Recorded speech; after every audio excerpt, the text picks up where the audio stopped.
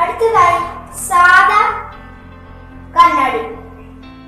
ഈ കണ്ണാടി എവിടെ വെച്ചതിന് ശേഷം ഒരു മെഴുകുതിരി എടുക്കുക. ഇത് ഇതിന്റെ ഫ്രണ്ടിൽ വെച്ചതിന് ശേഷം നമ്മുടെ ഡബിൾ സൈഡ് കണ്ണാടിയുടെ മുഖം നോക്കുന്ന ഭാഗം നോക്കി ഇവിടെ വെക്കുക. ഇനി ഇത് കത്തിച്ചതിന് ശേഷം നമുക്ക് നോക്കാം. നമുക്ക് മെഴുകുതിരി ഒന്ന് കത്തിച്ചു നോക്കാം. ഇത് നമ്മുടെ സാധാ മുഖം നോക്കുന്ന കണ്ണാടി. ഇത് ഡബിൾ സൈഡ് കണ്ണാടി.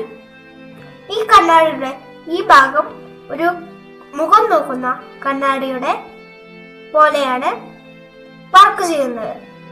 ഇതിന്റെ ഇടയിലാണ് നമ്മുടെ മെഴുകുതിരി ഇരിക്കുന്നത്. ഈ മെഴുകുതിരിയുടെ ഇടയിലിരിക്കുമ്പോഴാണ് കുറെ മെഴുകുതിരികൾ കാണാൻ പറ്റുന്നത്.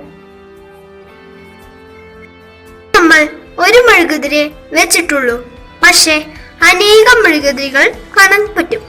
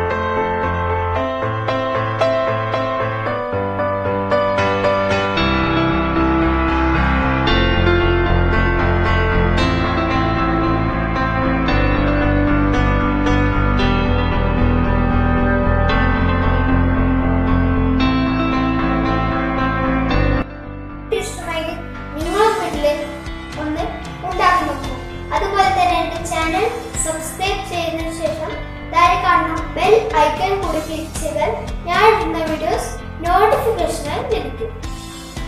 എന്നാൽ അടുത്ത വീഡിയോയിൽ കാണാം.